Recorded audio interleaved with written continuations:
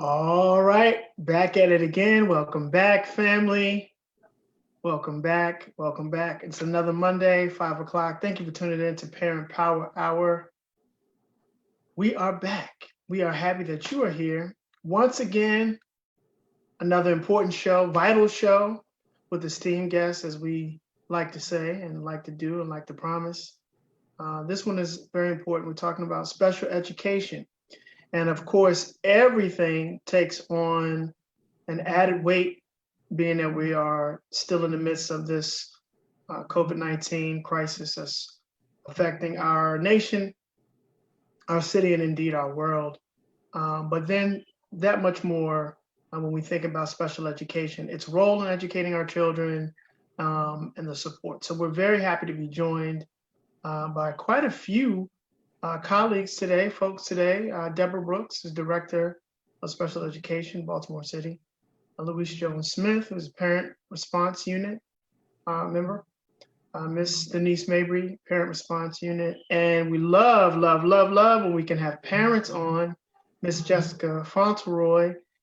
And as you know, the face of the franchise, Mr. Tyrone Barnwell, Parent Organizer Extraordinaire. And I'm sorry if I miss Miss Mabry, Miss Denise Mabry, forgive me, Parent Response Unit also. Happy to have you on, Miss Mabry. So family, I lambasted you all Thursday. I know. I could do that because Tyrone was not in his house. I was allowed to hold court a little bit. We want your input on this. I had a couple of our guests laugh at me outright before we started the show when I asked the question: if you were an Olympic athlete, if you were to participate, what would your sport be? What would your event be? And family, I'm not going to tell you who it was, but she laughed outright. And so did Tyrone. We can tell you Tyrone laughed.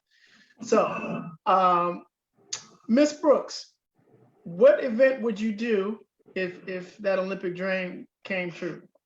So good evening, everyone. If I was able to participate in the Olympics, the sport that I would participate in is archery. And I would choose archery because many moons ago, I'm not going to say how many, I attended a camp called Keo Camp for all girls. And we were able to participate in archery. And I fell in love with archery and that bow and arrow. And I said, if I ever had the opportunity to continue with that activity, I would. So that would be the sport that I would participate in. Okay. Okay. Excellent. I like that. Miss Fauntleroy? I would choose gymnastics. When I was coming up, 1996 Olympics with Dominique Dawes and the whole Magnificent Seven made me want to take gymnastics classes. I mean, I never was able to do that, but it made me interested. Right. Okay. Thank you, Ms. Fauntleroy. And yes, I will ask our guests, if you're not speaking, please mute yourself just so we can evade any possible feedback. Miss Mabry, don't mute your mic because I want to know, what sport would you do if you were going to be in the Olympics? They called you up today, Miss Mabry. I know, right? So good afternoon. So if I could be on an Olympics team, I would choose volleyball because I enjoy the beach. I enjoy being outside in the sand. So I think that practice, just being out in the sun, being a part of a team would really help me. So I would choose volleyball. All right. Thank you, Miss Mabry. Miss Jones Smith. Yes, as a former St. Francis Panther, I would have to say basketball. Okay. Coach Shelton would kill me if I didn't say it.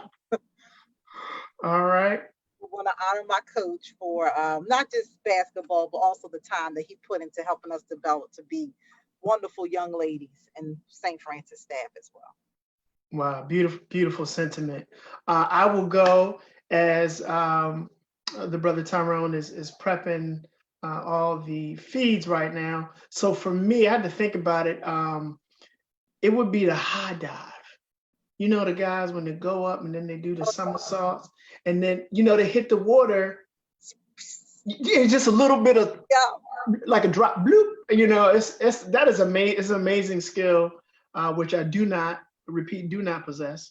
So that would be my dream if I was going to be an Olympiad. Mr. Barnwell. Sir, yes, sir. So with another body, I would definitely need another body. With another body, I would be a swimmer. So in this body, I swim amazing. But I would be out of breath after 2-3 breaststrokes going down. So it would have to be a whole nother body for me. But then I could compete. But yeah, swimming, amazing. All right. Okay, family, please, once again, enter in what you would do, what you would be if you were an Olympian. And we're going to get to our questions. Again, we talked about the urgency, Ms. Brooks, if you will, of the time, just as a society. But we are going to talk a little bit today about how the special ed department is going to help to keep, students from being that normally would be very much impacted with this crisis, may even be impacted even more. Can you describe some of the challenges that the special ed department and students face during this distance learning? And Ms. Brooks, I'm sorry, would you also let our family, our audience know exactly what you do as a director also? Certainly. So first I want to thank you all for inviting me. I want to say, as the executive director of special education, this work is near and dear to my heart. I have 3 daughters who graduated from city schools, and I have 5 grandchildren who currently attend Baltimore City Public Schools. I am a Baltimore City resident, and so I am very vested in this work. And when I say I have 5 grandchildren attending Baltimore City Public Schools, the oldest being entering his sophomore year, and the youngest entering her pre-K year. So it's a spectrum of students. And so the Office of Special Education is an office of support. We support students, we support staff, we support families, and we support all students with disabilities, to include students who have individualized education programs or IEPs, as well as students who have 504 plans.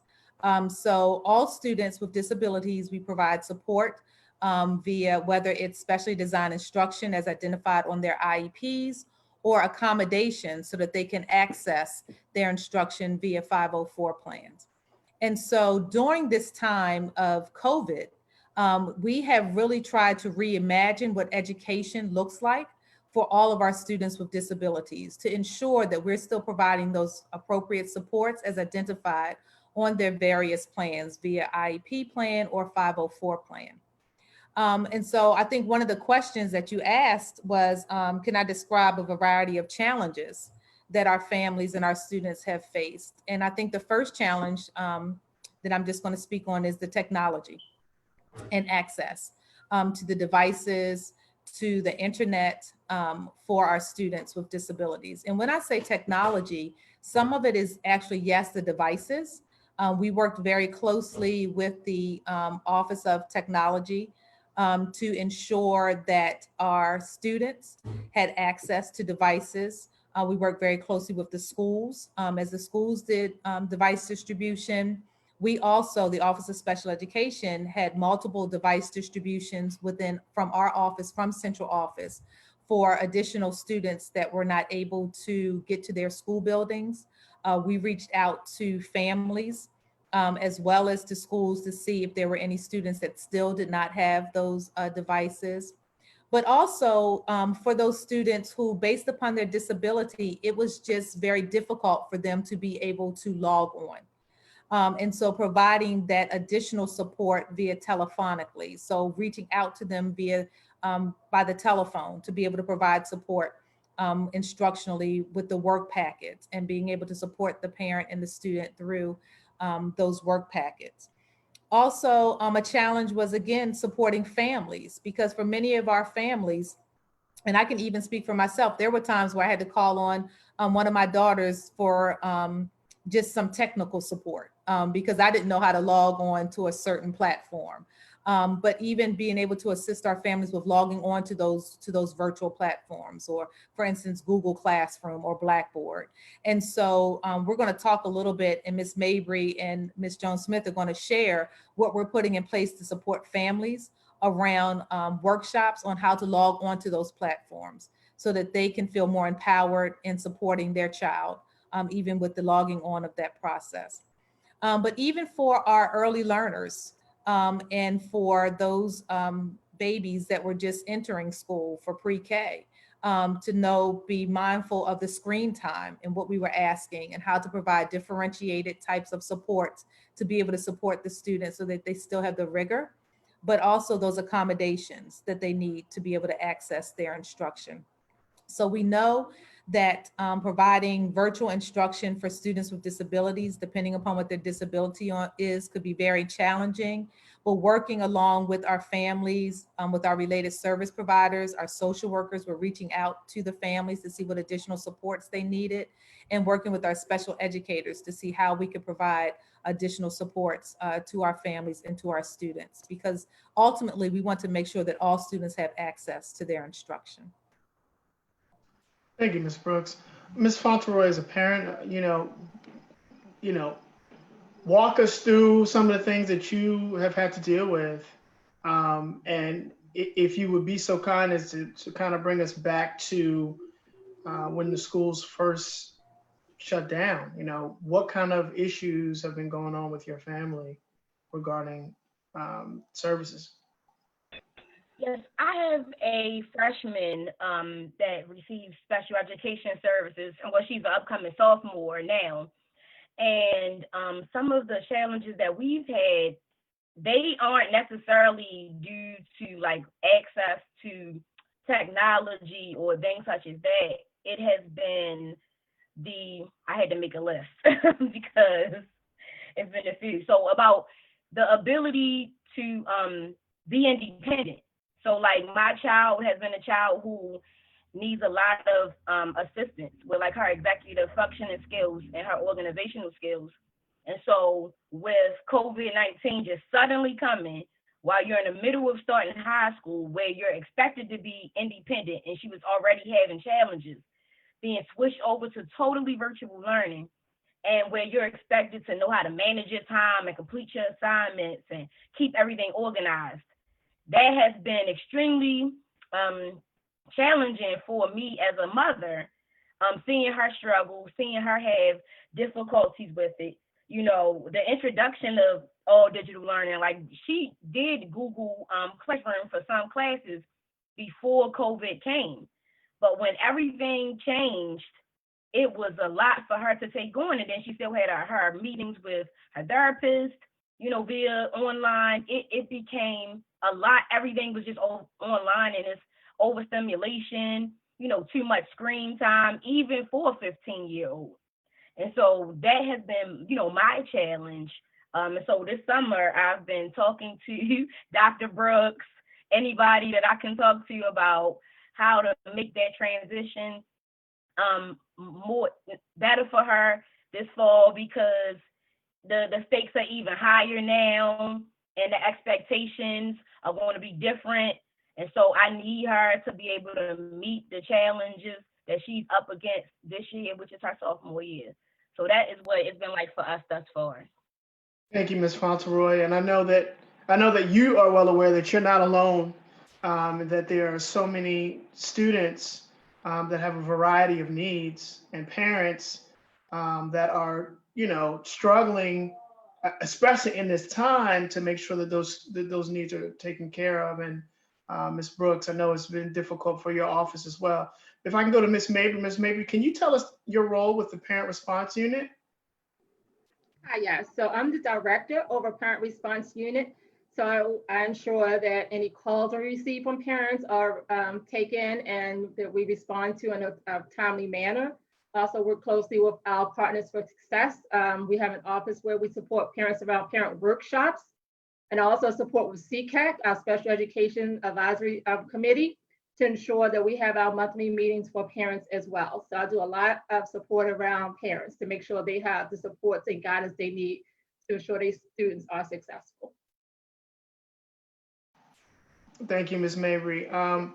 Ms. Jones-Smith, if I could ask you, being in the parent response unit, what maybe is one of the more prevalent asks or requests that you get from parents as we moved away from March and technology was rolled out to um, the families, and we know that families recently here was allowed to go to North Avenue to pick up devices. But what kind of requests are you fielding as a parent response in this parent response unit?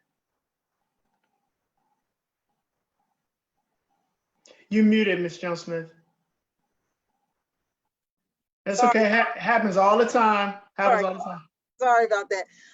During the beginning of the pandemic, around March, many parents reached out to us so we can be the communicator with the principal.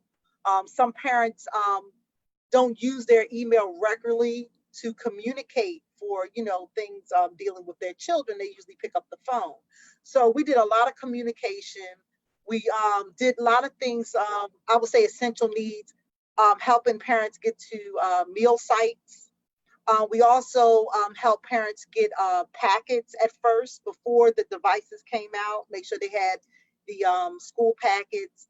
We also help parents get connected with a teacher before they started instruction. I think it was like April the 6th, we were starting to connect parents with some of the caseworkers who were able to call them beforehand to do those type of things. Once we started instruction itself, we did provide parents contact numbers for devices, the process of how to get a device. Also, some parents that had moved, unfortunately, they had to move the children maybe to the grandparents' house that didn't live in the city. We still encourage them to get connected, get the grandparents connected with the school. Like Dr. Brooks noted, we did help some parents log in because, it was very difficult. Even as professionals, we had to practice. So we help parents get connected with resources. Also concerns, some parents, we didn't know how long we were going to be out. First it was April, then it was May. So some parents were very anxious and had legitimate concerns about what is being provided virtually. So we helped them to go over some of the plans that were sent home, to explain them, and also relayed some messages back to the principal of the school to make sure that the case managers could also address concerns from the parents. Thank you, Ms. Jones Smith. If I could just follow up, you noticed that the parent response unit did help families get to school for food and other resources. Will those things continue as we're approaching the fall? Yes, we have the new meal sites information. So yes, if they need to call us to get information, we do have that information available to them. Wonderful. I'm about to come to Tyrone, but Dr. Brooks, forgive me for not addressing you properly. Dr. Brooks, it's wonderful to hear on Air Live, Ms. Fauntleroy could say that in fact she has been in contact with you and that you've worked with her through the city. That's a very encouraging thing to hear. And I'm sure that the parents are encouraged and, hopefully that more people will be able to get the type of support that they need if they haven't known before who to contact. So just a little aside note there.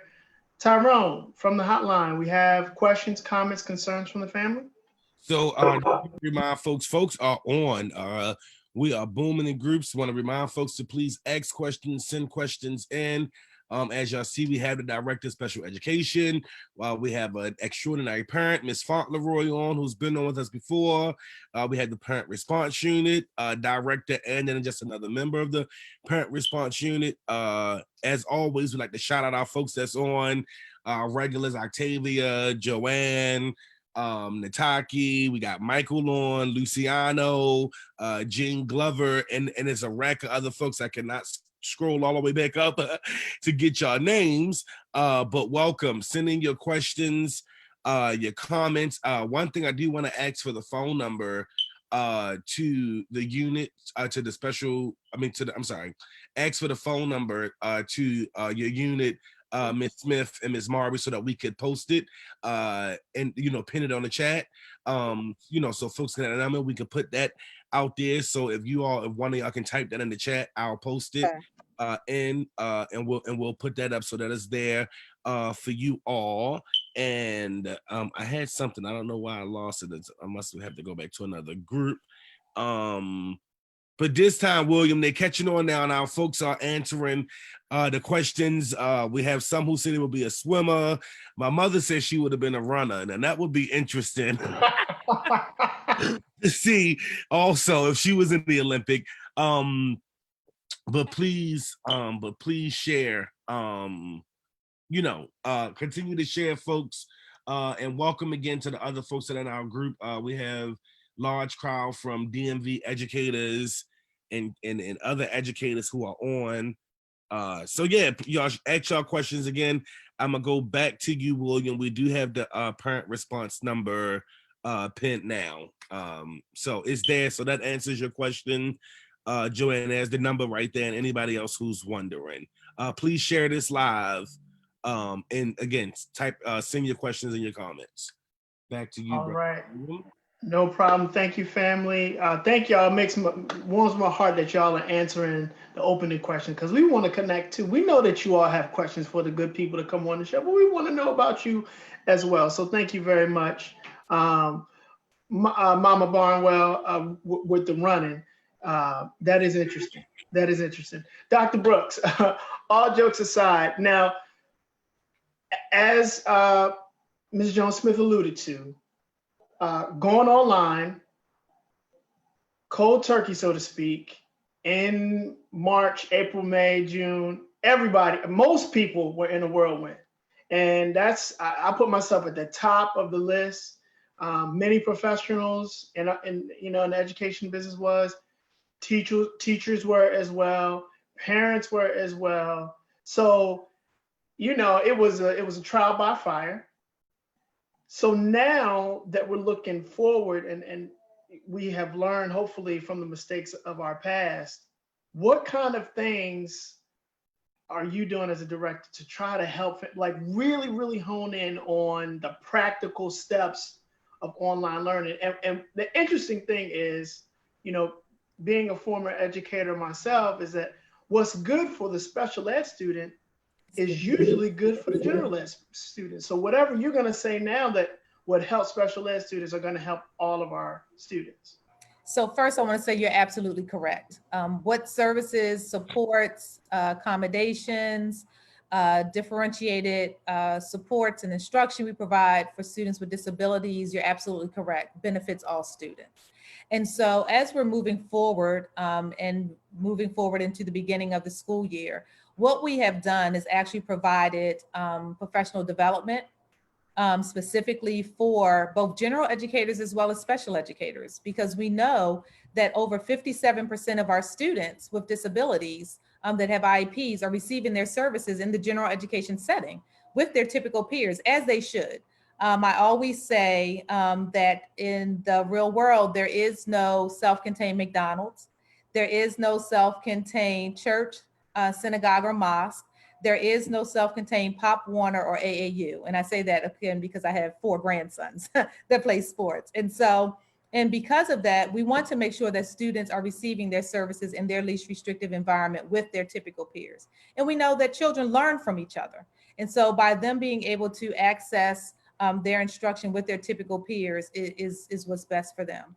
And so in doing so, making sure that we're providing professional development for both general educators, special educators, related service providers, and parents. And so we are providing workshops for parents, both through our CCAC as well as our parent response unit and our Partners for Success.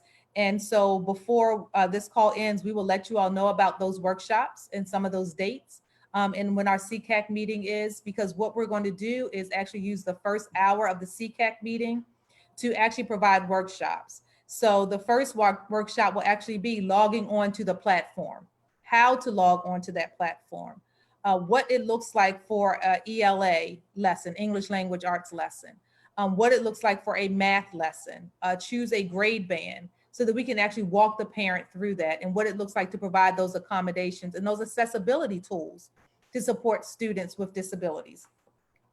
Also, we are reviewing each student's IEP. When I say we, the school base, school teams, IEP chairs and IEP teams, to determine what students' IEPs would be amended to reflect what services are being provided virtually, what that actually looks like for the student in this virtual space. But also, as our CEO has said repeatedly, we want to be able to, when it is appropriate, when it is safe, to have some in-person instruction for our most vulnerable students. So for those students that we know would most benefit from in-person instruction, to be able to provide those opportunities for those students, to be able to have some in-person instruction, again, when it's safe, following CDC guidelines, providing those additional accommodations and modifications where appropriate, and those related service where those students would need those. But again, we want to make sure that we're doing it in a safe space, where families are safe, where students are safe, where the providers are safe. And so we know that for some of our students, in person is actually the best mode of instruction for those students. And so we are working very closely to see where we can begin to set up learning centers to be able to provide that in person for those students where it will best meet their needs.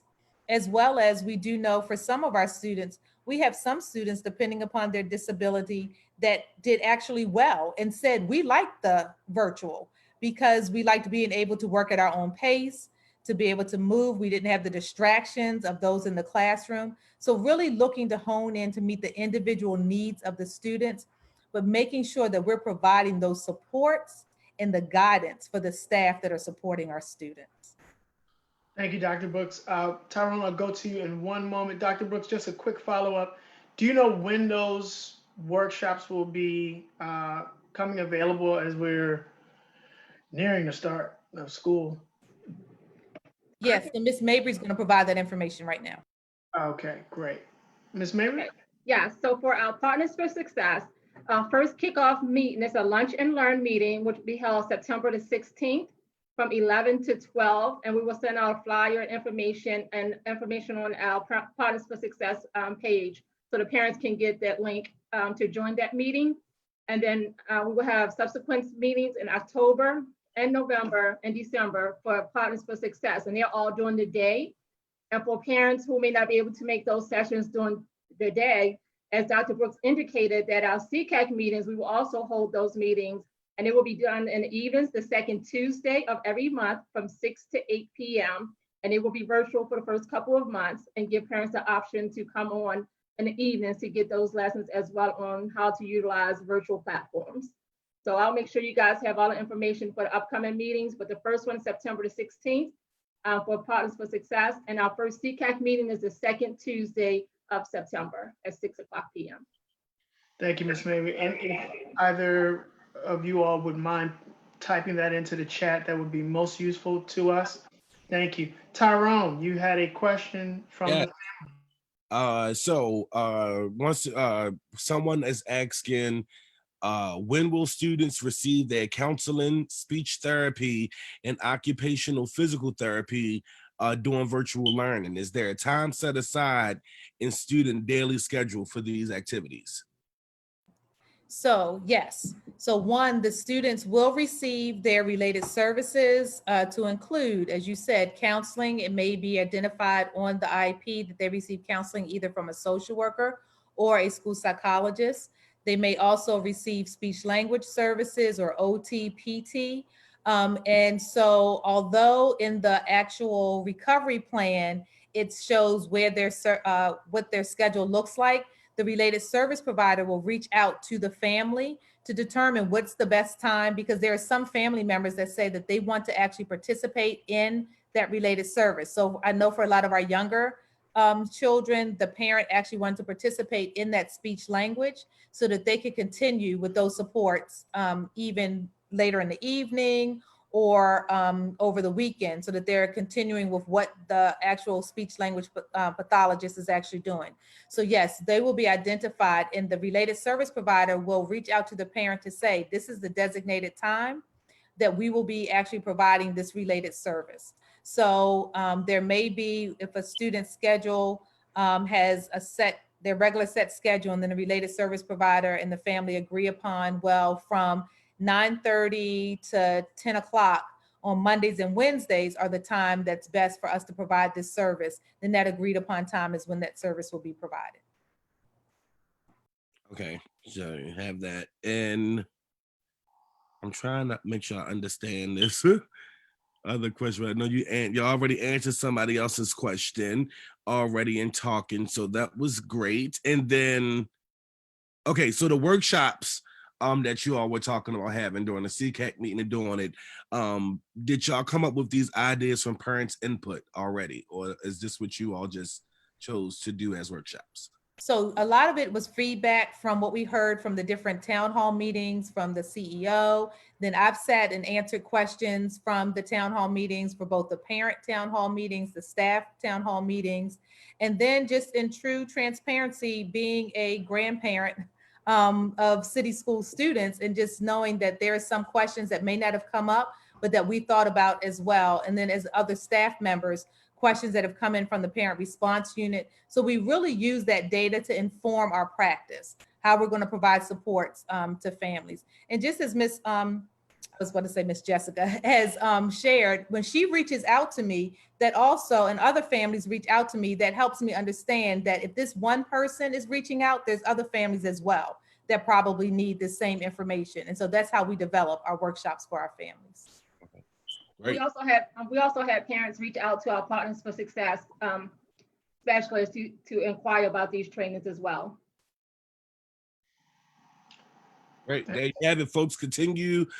We have time, so continue to send in your y'all. I'm telling you, this happens all the time when I'm getting ready to pass it up. Then some coming in. Okay, how are compensatory? No, Tyrone. You know they're doing that on purpose. Every time it's my turn to go back to ask a guest, y'all family, you wanna, I know what you're doing. I'm a home. Y'all keep it coming though. Keep it coming. Here we are. How are compensatory services being figured out for the services that were missed in the spring? How are parents being educated about how to request this? So Ms. Mabry, do you want to start? So sure. So any questions around compensatory services, parents are to reach out to the IP team chair, because they will be discussed on IP team meetings. As we start to come back to school, we will look at any type of loss that students may have obtained during this time. We will also look at any progress students have made and just determine going forward what services need to be implemented. But this is something that parents should definitely reach out to the IEP team at their school to discuss their concerns around compensatory services.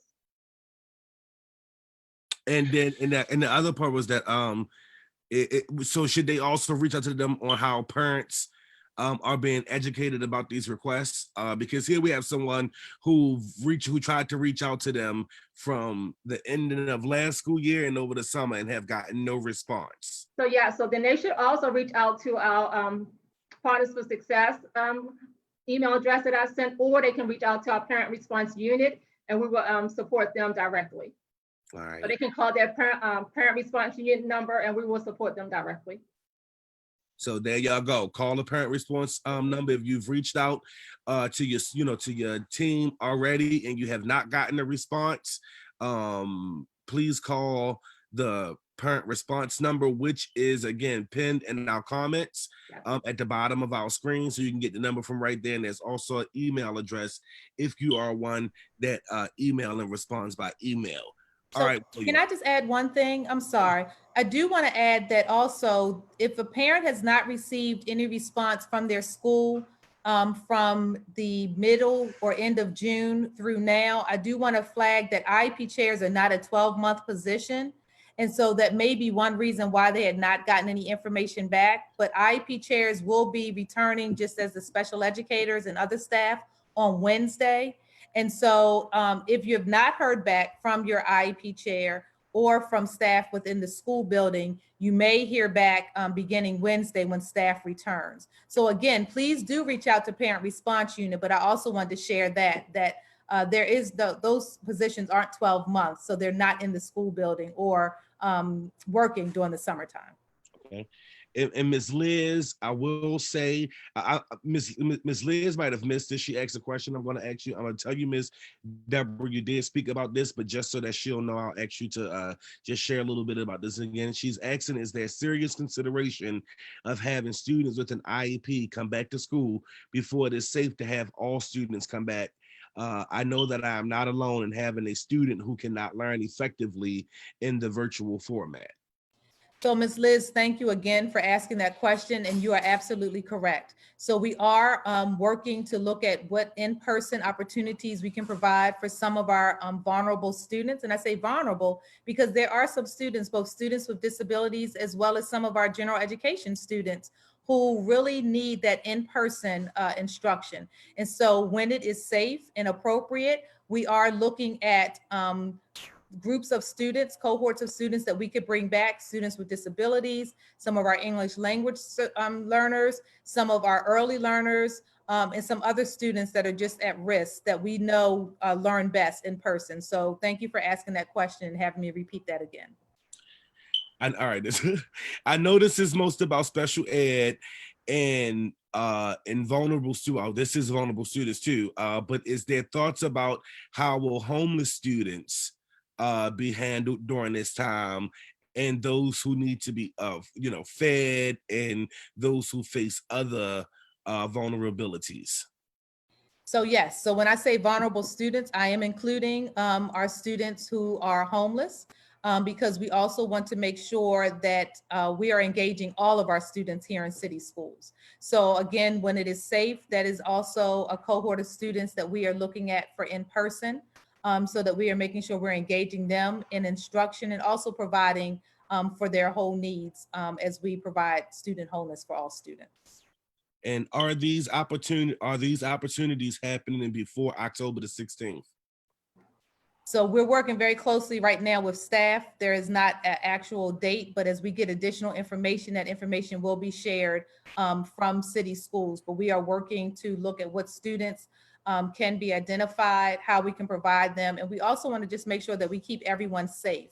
So as we're working with our facilities department, our transportation office, and staff, as we're following CDC guidelines, we just want to make sure that when we bring these cohorts of students in, that we are bringing them into an environment that is safe for both them, for the staff, and for their families.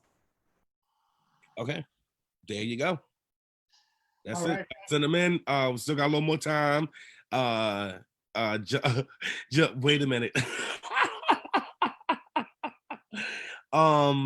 It seems like pods might be happening for families that need some in-person time. Is there any update on this from the district? So can you ask that question again, please? Yeah, they seem like there are pods, Mhm. that some pods might be happening around, around the city. Is there any update, from the district or from your office about any update on this? So I would have to get some additional information, nothing from my office, but again, we're an office of support, so we collaborate with the other offices. So I can reach out to the other offices to see if there's any additional or updates information around that.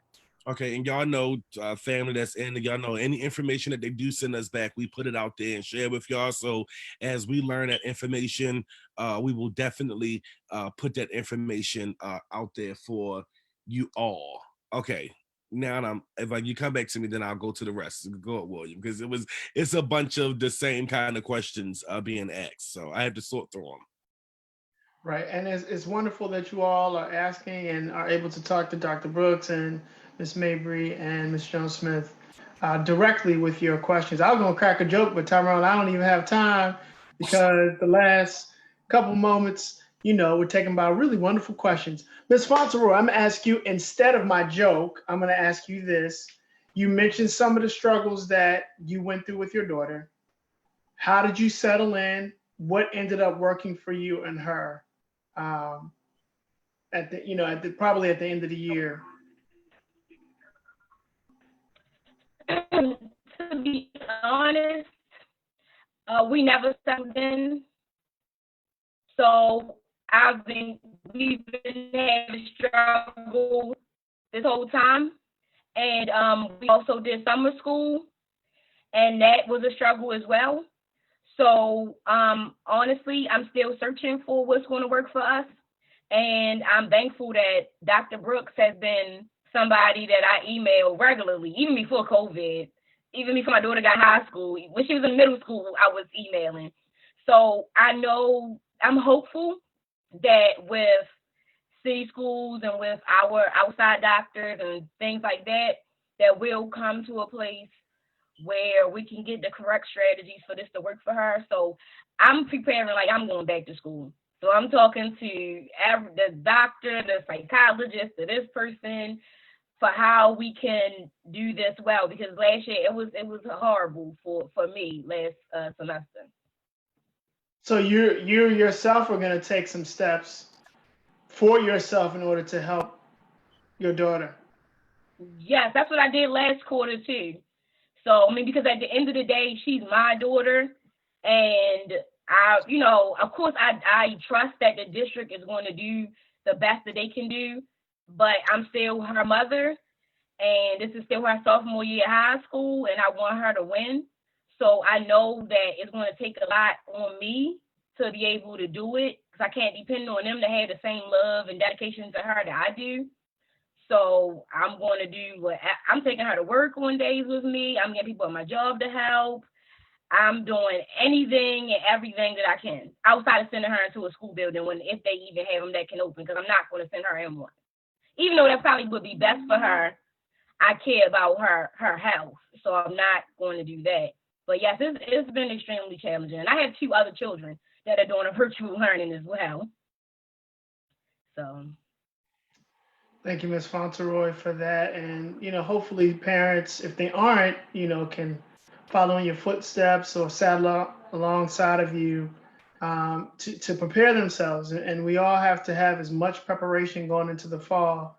And hopefully just looking back at the challenges that we all just faced when this whole situation began. Dr. Brooks, what kind of advice could you give for parents? Miss Fauntleroy is already, sounds like she's ahead of the game, if you will. But for those that just don't know exactly what to do, those parents, what kind of things can you arm them with as they move forward? So the first thing I'm going to say is please do not hesitate to reach out and ask questions. And also advocate for your children. I tell parents all the time, you should be the biggest advocate for your child. If it's something you do not know, ask the question. As Ms. Fauntleroy says, she always emails me before COVID, and I respond. Now, mind you, I may respond in the middle of the night. I don't expect the parent to respond to me in the middle of the night, but I will respond. The Office of Special Education will respond. If you have a question, reach out to the parent response unit. We will answer the phone. We will give you an answer. But if you don't know, please ask. Please ask. We will find the resources to help you to be able to answer your question. We get calls not just around students with disabilities. When we say the parent response unit, it is for students with disabilities, but parents call that number and ask all types of questions. What we don't do is send the parent away to say, oh, well, you need to call this office. We will find the answer and get the answer for you. We're an office of support. Customer service is key. And so again, if there's something you do not know, please ask. If you feel that you've reached out to your school, because that should be your first point of contact, and you're not getting what you think is a reasonable answer, then reach out to the Office of Special Education. But again, advocate, advocate, advocate for your child. And we even work with our middle and high school students so they know how to self-advocate. Can I answer? Okay. Ms. Brooker, thank you for saying that, it's about customer service, putting that out there. I think, so I'm a single parent as well. I mean, I'm a parent organizer, but I'm also a single parent, high school student now, first year, middle school student. And just to kind of like jump off of what Ms. Fauntleroy was saying, I think I just only thing that I can recommend and saying, I mean, you all seem to be doing it and saying call and we'll get a response. I know my personal experience have not been great customer service from the district nor my school, and we've heard from other parents saying that.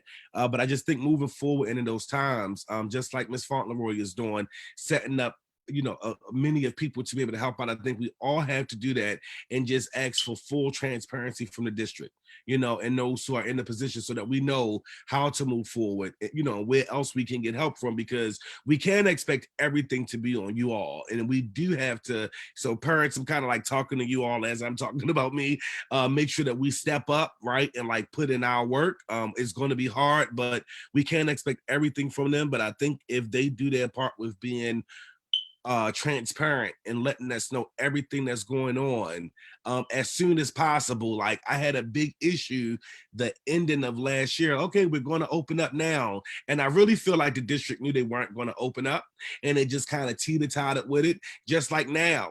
And this is just from other sources and everything and hearing things. I don't think we're going to open up schools in October, but they're hoping for it and to put it out there. But it really seems as so a parent, like I say, for me as a single parent and needing to prepare to go back to school, buying uniform, just a bunch of stuff that you would need if you're in the, physically in the building.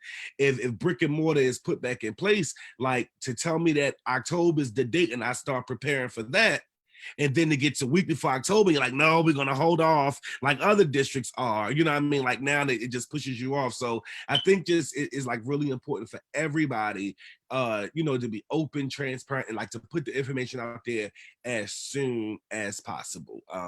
That's all I can ask for. And I think that point kind of helped out some of the other questions that we had coming in from folks. I mean, y'all hear them here, they're live, they're on. You have Ms. Fauntleroy who's vouched, who have vouched for Ms. Debra and said that she does respond. So that is amazing. That's good to hear that we have a regular parent saying it. So we can't just go off of what other people have experienced in the past or what one experience might have been like. So give them a try. They're here and they're putting out information and being very open right now. Miss Marbury is here also from the Parent Response Unit. Reach out to them, utilize the information that they're putting out there and that we're putting out here as well. Let's see, Katie. It's very hard to plan for childcare and life with these small increments of clothes. Well, absolutely. Which is again why I say transparency is definitely needed, and should be much better than it was at the end of the school year. We have a question. Can they name some programs and services they provide for special education in city schools, because some parents may not know them? So again, if a student is identified as a student with a disability and they have an IEP, based upon those services and supports that are identified on the IEP, the student may receive additional instructional support around academics. They may receive a related service, so school counseling. They may receive speech language services. They may receive occupational therapy, physical therapy. They may receive audiological. For some of our students that have visual impairment, they get additional supports around Braille. We have some students who are deaf, hard of hearing, so then they have their those services provided to them. So it's based upon the individual needs. Some of the supplementary aids and services the students may receive, where they have some additional time to be able to turn in some of their work. Some students may have an additional adult that support them, both behaviorally and or instructionally, where they provide that additional support for their instruction. We have some students that receive their services in a separate public day school. So that's for our students that have significant cognitive or medical needs. And so they may receive their services in a school with all students with special needs. So it really varies depending upon the individual needs of the student. Got you. You got that.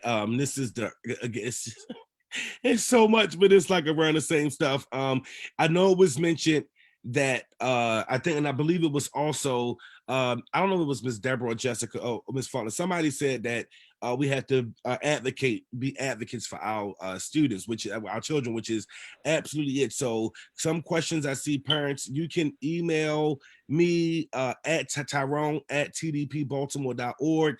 And if you aren't familiar or know the channels to go through, the channels to go through with the district and starting at your school, like it was mentioned, email me. We give, we do workshops with parents. That's what we do. We'll do workshops with parents. I'm pretty sure someone like Ms. Fauntleroy wouldn't also mind supporting something like that we can give parents any type of information and know-how of how to advocate for your for your own children. Yes, I agree, Tyrone. My journey with special education came from my own advocacy. My daughter is on the autism spectrum. And for many years, I was saying to her teachers and the school psychologists and this person and that person that I believe she needed testing. And, no one would really take that advice from me until I went to Mount Washington and got her the testing. And then took it to her teachers and took it to school social workers and requested IEP meetings and requested everything. I see everybody on the email. And I just emailed them like I'm the president because it's about customer service. Mm-hmm. I don't have to say, oh, I'm Jessica, I'm on PCAP. No, my name is Jessica. I have 3 kids in city schools. This is what y'all need to do. And y'all need to get back to me in X amount of time. And then they always do, because it's about how you portray yourself and your children. Yep. So if they know you're going to go to war about your kids, people are going to respond in that manner. So, that's all I can say. You have to believe that you deserve that. And that's why I think it's important also because some and the reality is some parents and some people don't know how to advocate for their kids, right? They just don't, and we cannot hold them accountable to that. So it's going to take us that know how to, that's experienced some things, to educate them also. So we are here to do that. I do want to get this question into, we got a couple of women, is how do parents coordinate with schools, the district, or individualized learning plans if their student was identified or assessed as a gifted or advanced learner last year? Is that process continuing in the upcoming school year? So yes, excellent question. That process is continuing. That partner is Dennis Jitris. He is actually in the Office of Teaching and Learning. What we can do is make sure that we forward you that information. I don't have it right here off the top of my head, but we'll make sure that we share that information so that you can share that with your members so that they know, because we want to also make sure that our students are identified who are gifted, because we have some students that are twice exceptional. They may have a disability in one area and be gifted in another area. And so we want to make sure that those students are still receiving all of their supports in the areas where they need to receive support, but also where they are gifted are being challenged in that way as well. Yep. So there you go, Anna Quincy. Thank you for asking that question. That was something different. Ms. Liz, who you just came through. Well, thank you. Yes. I just talked about that transparency from the district and getting that stuff, because again, I too, as a single parent, have had to make, certain plans for the fall, jumping out there, because we just can't wait. But that's also coming to us talking and parents.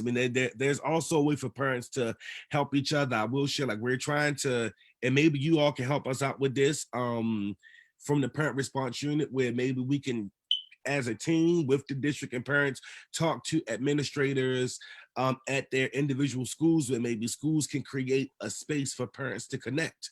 And not only talk about needs, but talk about resources that they are, because like I'm willing to tutor somebody and, help out, like doing an online thing with some, students. And I know that other parents are, as well. So if schools would create a space, like some type of virtual space or something for parents to connect, I think that would be like, I think that would be great.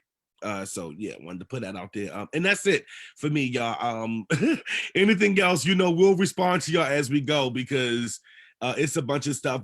I do want to share that we got a lot of thank yous for you all coming on and being transparent. Do share that because people do appreciate you all taking additional time from your schedules to come on and chat with us and talk to us. And they feel like this is a bit more intimate and works a lot better for parents than the town hall meetings do, because a lot of people feel like their questions are brushed off and don't get asked or they don't get the response. Yeah, I see your face. I feel the same way. So I don't even attend them no damn more. I'm just being honest. I just don't because, you know, yeah, but I'm not going to go there right now. So just thank you all for coming on and sharing, you know, and again, and being transparent and putting yourselves out there and answering the questions that do come from our parents and educators and care providers that is shared. And you know, we just had like 70 something people join the live. So yeah, just 76 people just joined. I don't know where they come from, but thank y'all for sharing. I'll go back to you, Brother William.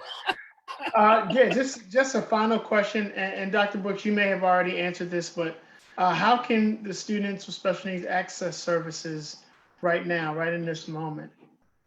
So as we're entering into the school year, schools actually begin, as I stated earlier, providing technology access as early as today. So if your child does not have a device and needs a device, please reach out to your school principal to find out what day is their distribution day so that you can get that device picked up from your school. If there is a, a barrier with you getting to that school and your child is a student with a disability, please reach out to the parent response unit so that we can connect some kind of way to make sure that your child has that device. We want to make sure that all students that need technology have access to the technology so that they can engage in instruction beginning the first day of school, which is September 8th. Also, as I stated earlier, the Office of Special Education is working very closely with school leaders, as well as special educators, general educators, and related service providers in providing professional development so that we are providing those accommodations, modifications, implementing the IEP goals for our students, as well as providing parent workshops for our parents. And again, please, if you have any additional questions, please do not hesitate to reach out to our office. Thank you so much, Dr. Brooks, Ms. Denise Mabry, Ms. Jones Smith, and Ms. Jessica Fauntleroy for being on today, for being transparent, all of you, for being willing to reach out to our families and our scholars out there, the most precious group of people that we have. So thank you very much. We do appreciate it. Family, thank you for chiming in with the questions and comments. We definitely appreciate you all. Continue to share. Tyrone has a special message. I'm going to step aside. Yeah, we mentioned it last week. You all, if you live in the northeast side of Baltimore, Northwood Elementary, we have some parents there and community members who have started a petition to keep the basketball court there. So you can read the petition, and if you like what they've come up with, sign it. We can put you in contact with the organizers, the parents who are leading this work. Just personally, and we know a lot of other people believe that we need activities for our kids and our young folks in community to do. So taking the basketball court away from them is not a fix. We need to figure out how to work with community and fix the issues that are going on in that community around the basketball court, but taking it away is not going to fix it. It's going to only cause kids to do something else to try to find something to do. So let's work on fixing that. We will post, actually it's posted now on our page where you can see, you can copy the petition, get it. Again, if you agree, you have family members that live in that area around Northwood Elementary School, please get them to sign it and push it out there so that we can fight to give our babies and give our community something to do and have. Thank you. And Thursday, join me at Tyrone's house as we go live. Jessica, we need you to come through and share your knowledge with parents. That's where the space is really at for us, just be open and converse and talk about parents. And I think this is definitely, as we talk about organizing and parents still doing work, even though we're not in the physical building, parents can still organize and advocate for their kids and do things and work, because there's still issues. There are going to be issues with virtual learning and everything, and parents need to know how to organize and advocate for their kids. So that's what we'll be talking during the series of putting it out there. You are smart, exceptional. I'm amazed. I'm excited about the way that I think PCAB is going to go now with Joe K leading it. So, we need to definitely tie in all these parent groups, and bring things together. So we'll be talking about that on Thursday. So if you can join us then, and then everyone else here, parents and educators who would like to just come and have more just an open conversation about what's going on Thursday nights at Tyrone House, not physically, just virtually, like now. Invite them here, and we'll catch them on Zoom on Thursday at 5. All right. Well, thank you all very much, Brother Tyrone. Thank you for that special note of advocacy for those basketball courts. They are needed. The kids barely have anything as it is, and wonder why they are doing some of the things that they are doing. Thank you very much again, Dr. Brooks, Miss Marbury, and Miss Jones-Smith, and of course, Miss Fauntleroy. Miss Fauntleroy, we will see you on Thursday. This is another invitation, Thursday at Tyrone's house. Miss Fauntleroy, you What gonna time does Tyrone's house? What time does that start? 5 o'clock? Oh well, we gonna have to talk. Okay, we'll talk. We'll talk about it.